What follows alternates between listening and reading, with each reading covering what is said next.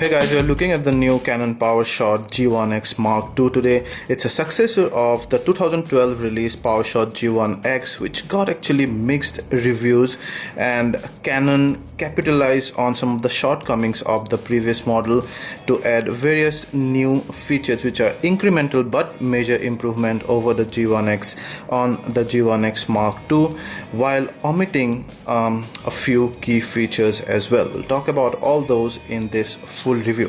First of all, let's check out what's in the box. It's a fixed zoom camera. So for that, the packet is quite alright, but slightly on the bigger side, because despite of being a fixed zoom camera, the G1x Mark II is no mean very pocketable.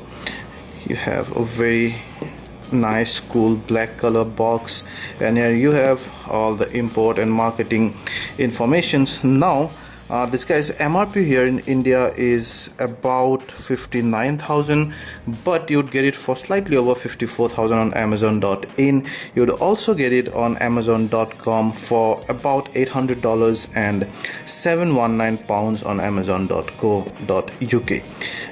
So it says what are the content and some of the software compatibility things, and then we'll straight away go ahead and show you what's in the box. First thing, you have your getting started guide, and then the warranty document. When we go further in, first thing you would notice is the camera very securely webbed, and that's our G1x Mark II. We'll come back to the camera just in a bit. And then they have kept all other things here. So you have your power cord right here, the round pin, you see, and then you have your shoulder strap, and then you have your external charger as well as the 1910 mAh battery. So those are the content. No USB data cable, remember. So there we have the Canon Z1X Mark II Powershot series. Now the first time you hold this camera, you'll be like, oh my god, it's so heavy. This guy is just over half a kilo, 553 grams, including the battery and the SD card to be precise, which despite of being slightly less than the G1X, the previous one, it's still very bulky and heavy. But the heaviness mainly comes from the very rugged body. It has mostly aluminum alloy all over. You also have a kind of some plastic touch like on this flaps and all here, and then rubbers on this dismal grip, and then here and all, and then glass on the LCD of course, but it's mostly aluminum alloy, and because of the metal the weight increases. It also slightly smaller than the original G1X, mainly because it omits one of the key features that we loved on the G1X, the optical viewfinder. So the G1X Mark II does not come with an optical viewfinder. You can of course buy an optional EVF for a whopping $300 on top of the $800 of the body. Now apart from that, what else? You have a very small grip here, and I really hate this grip. Again, you can buy an optional grip for about $29 to $32, which would kind of give more meat to this grip, and then this grip comes closer to the original G1X. The G1X had much better grip here, and this, the camera is heavy, so operating it with one hand really needs that you should be able to hold the camera good, and this grip is so small, even like my fingers are not big at all. Despite of that, it's pretty hard for me to hold the camera like this, and I almost need to claw around the grip to be able to hold the camera. So let's quickly check out some of the controls, and then we'll go ahead and show you what those control does and usability and function things. So on top you have the 1.5 inch sensor. It's a 12.8 MP sensor. Then you have this brilliant lens, and that's again one of the major improvement over the G1X over the original G1X. The G1X had 28 till 112 mm in 35 mm equivalent lens, and this guy has a 24 mm till 120. So Canon added a bit both in the wide side as well as in the telephoto side. You can see the actual focal range is this in when you consider the 1.5 inch sensor, but what I'm talking about in the 35 mm equivalent. And in addition to adding both on the wide end and the telephoto end, it also makes the lens much faster than the one on the G1x. The G1x original, the aperture ranged from 2.8, like 1 by 2.8 to 1 by 5.8. So you could only shoot at a max aperture of 1 by 5.8 at the end, at a telephoto end, that's 112 mm. Now here you see it ranges an incredible from 1 by 2.0 at 28 mm to 3.9 at 120 mm, and that's incredible. That makes it amazingly fast, and this definitely affect the photo quality as well as the videos. Apart from that, you have the autofocus assist lamp there, the grip as I showed you before, the Canon branding here. This guy also supports Wi-Fi and NFC, and G1X mark here, but then nowhere it says Mark II. Each one says simply G1X. Then on top you have the mode dial here. Now the G1X had the mode dial and then the exposure compensation dial, both together, one on top of another. Canon omitted here the exposure compensation dial here, so you only have the mode dial. Mode dial have the usual PT, AM settings, plus you have an auto settings here, and then a hybrid auto settings that kind of makes a movie out of all the snaps that you've clicked. You also have two custom modes here. I absolutely love the custom modes where you can save your own settings as presets. Then you have your video modes and then scene modes and whatnot. So the usual ones. This also is 360-degree rotatable both ways, which is another good thing. And then you have your shutter release button, the zoom lever, the power button, the playback button. Then you have your accessory hot shoes, and because Canon G1X Mark II has eliminated the optical viewfinder, you can use the optional EVF because of these three connectors here. I see those are the three connectors, so you can use two accessories at this point with the Mark II, the flash as well as the EVF, and you have your stereo mics also right here, and then the inbuilt flash which comes out from here, and you can also tilt the flash to use it as a bounce flash. It looks pretty strong as well, despite of having a thin hold. On this side you have the speaker and the NFC contact point. On this side you have again three ports, mainly one for your control and then for your data transfers and stuff, and then the mini HDMI. Again, much to our disappointment, it neither has a headphone jack nor an external microphone jack. These ports are plastic.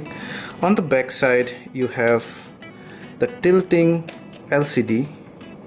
It's a 3-inch LCD, 720 by 480 pixels, and slightly over 1 million color dots, 1.04 million actually to be precise. It's a touchscreen, and unlike the G1X, we could go sidewise. It only goes like this, and it really goes this way. So now you can take a selfie on a much larger sensor, and then this also goes like this so that you can look at it from below. And then your one touch Wi-Fi connect button here. So if you have registered your smartphone already, you see it's a smartphone sign there or picture there, icon. So once you have registered your smartphone, this camera, you've connected it once, then you can straight away connect to it just by tapping this, your dedicated video button, and then a customizable S button, one manual focus, your focus area selection, this round dial here, that does various functions, all are mentioned here. And then your display button and a menu button. Below you have the tripod mount, and then the battery compartment that houses the NB12L, that's the battery model, 1910 mAh, and the full size SD card slot. Yeah. Now the biggest improvement and one of the sexy points of the Mark II are the two dials on the lens here, and you see the sweet sound of the lens going into all those grooves. Yeah. So both of these have their default functions, even this one, but then you can of course customize all of these via the menu. And this one by default actually changes the shutter speed in the full manual mode and does some other things. I absolutely love this, and this is very smooth, and also it has that groove so that you accidentally do not skip a mark. Unlike that, the front one does not have a groove, because this by default acts as a fine manual focus when you have the manual focus assist on during autofocus. What's that mean?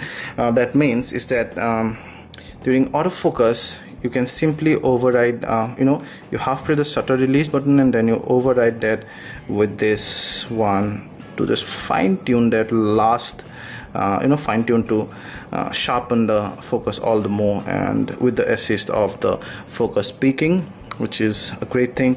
So I generally let them have their default functions because those are the ones I like using, but you can of course customize them.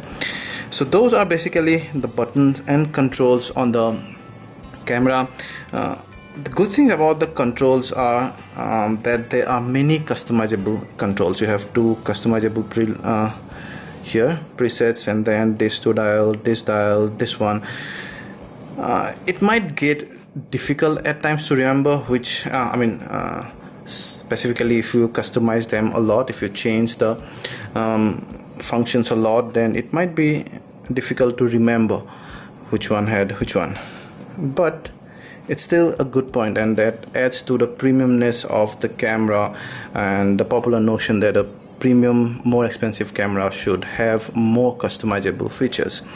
Apart from that, also we found that despite of being a more compact camera than the G1x Mark II, G1x original, the G1x Mark II has almost the same button actually, including this two. It has slightly more button than the Mark 1 buttons to be precise.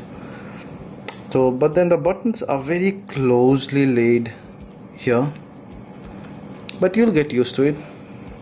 Now let's go ahead and check out what some of the control does, the functionalities, usability, and the user interface overall.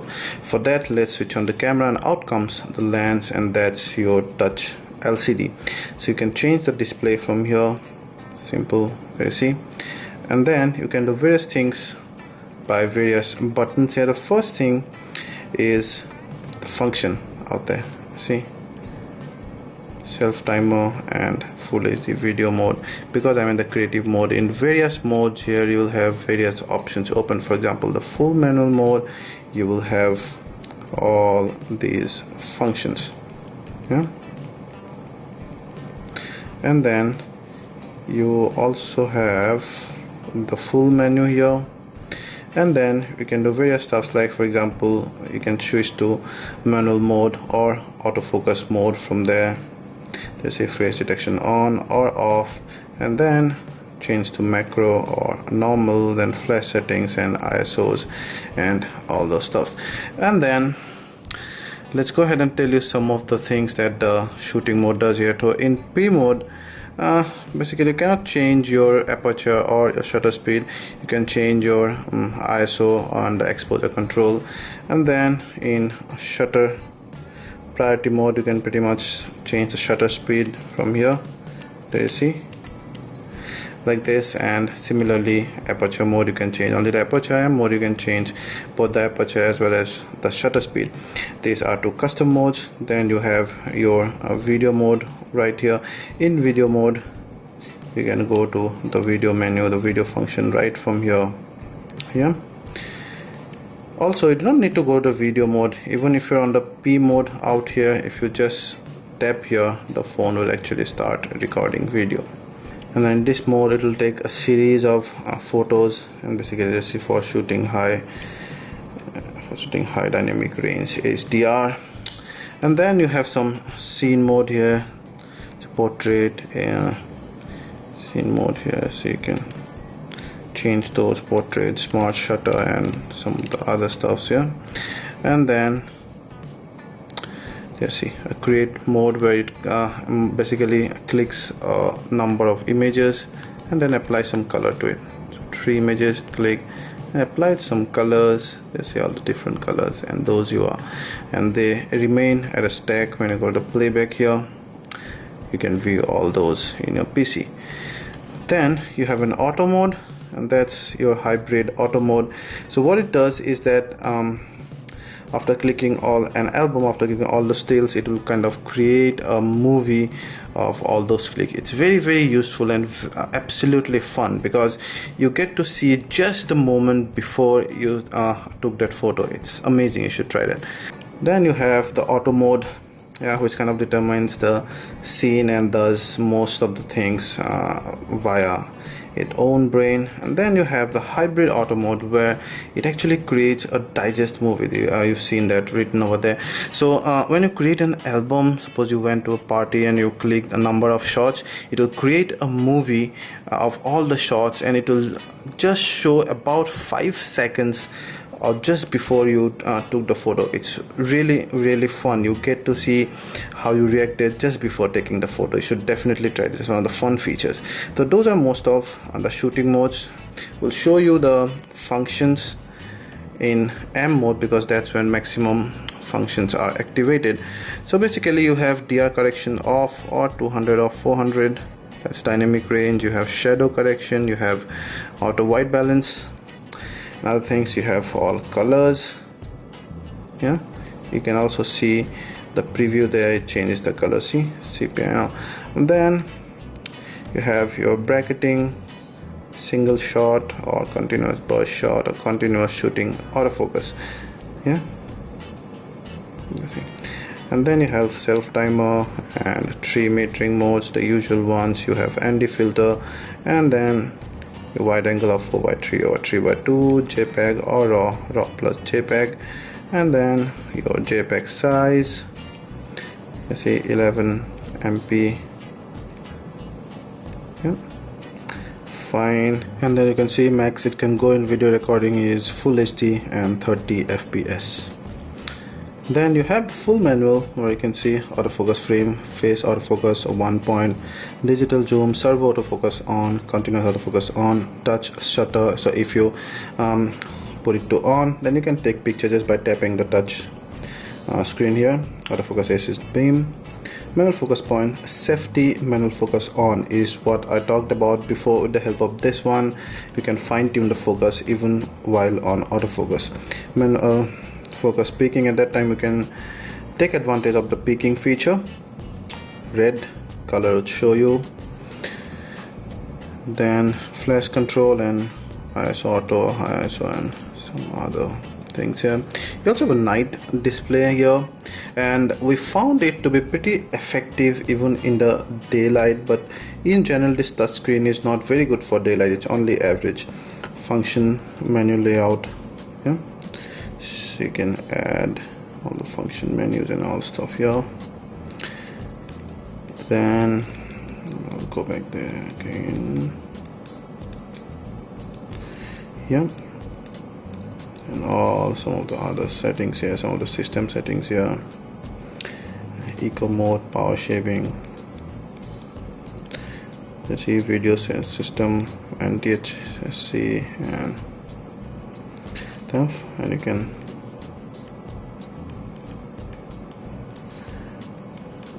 see a quick walkthrough. Then you also have my menu. So I'm not gonna go through all the items here, because that's gonna take a long time, because most of them are the usual settings really.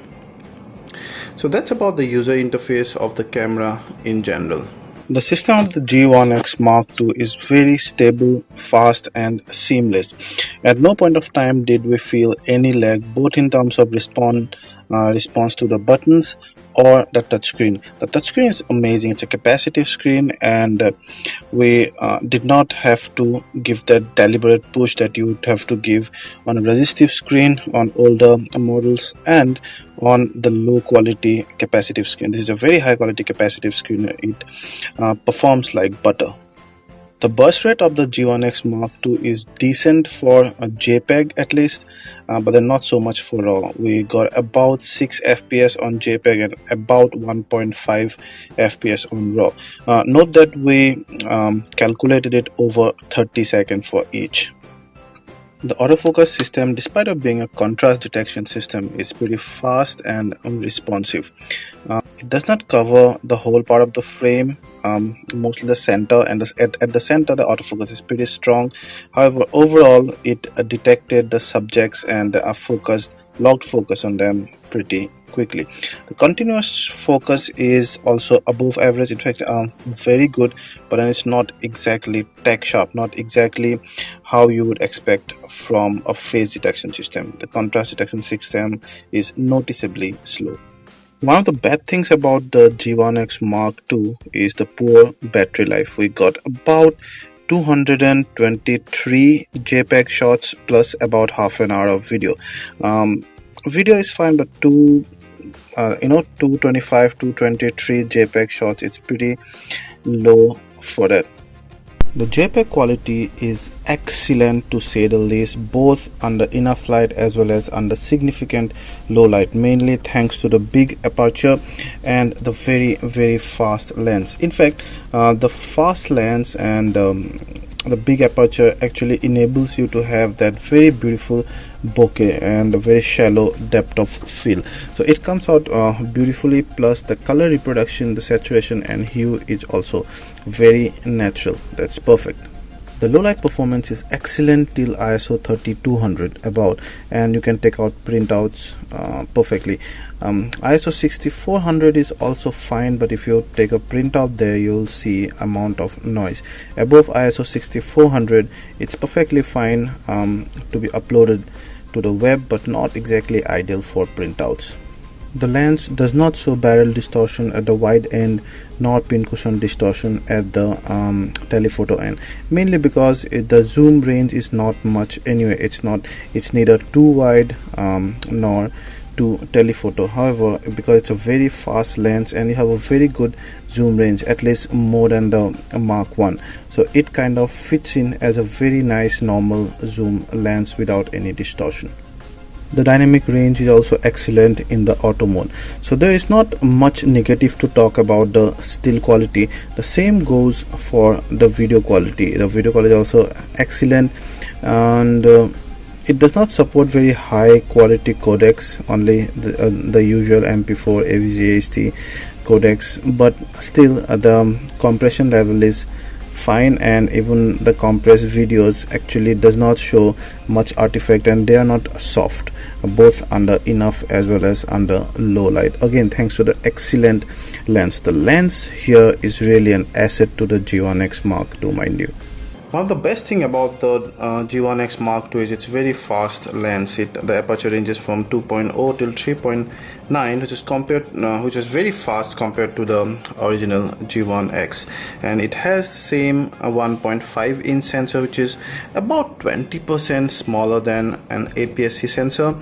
I don't know why it did not give an APS-C. I mean, it could have given an APS-C sensor, but probably that's trade policy of Canon or their strategy, whatever. So EOS M, which is almost of the same size, is a mirrorless camera from Canon and has an APS-C sensor, 1.5 inch sensor, but still this sensor is much bigger than something like RX100 which is very similarly priced to this one. The RX100 has a 1 inch sensor, this has a 1.5 inch sensor.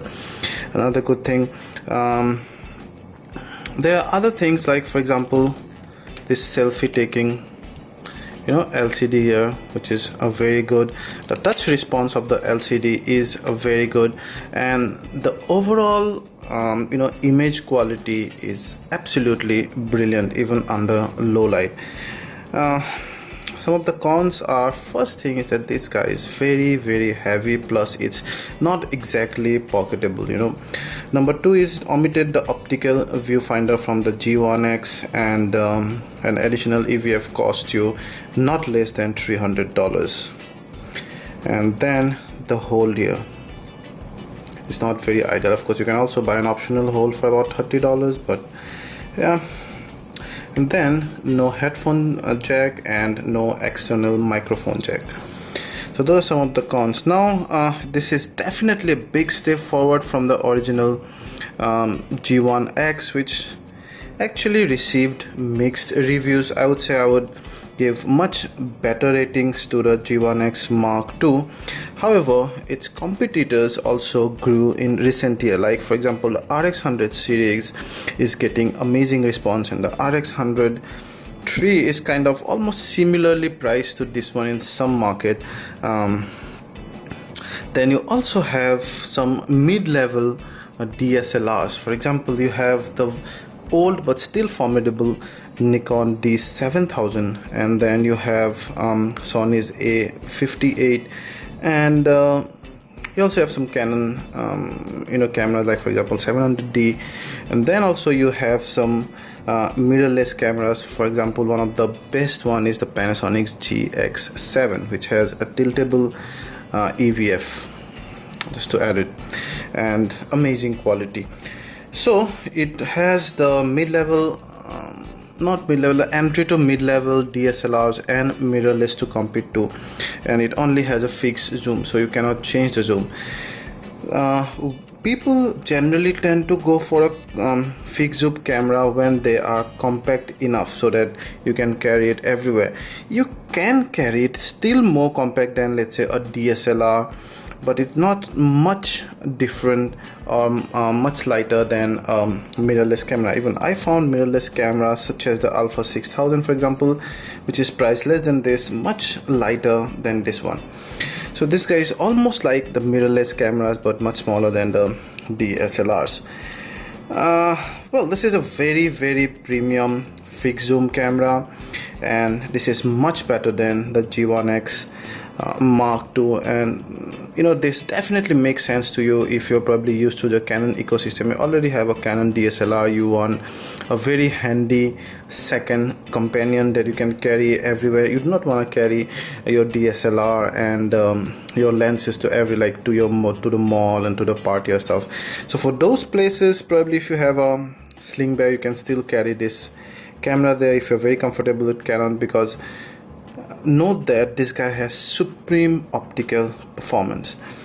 You shell out a lot of bucks. This guy is pretty expensive, about 54,000 Indian rupees, about $800. But if you don't mind the interchangeable lens system, the absence of it really, then I think this makes for a pretty good case.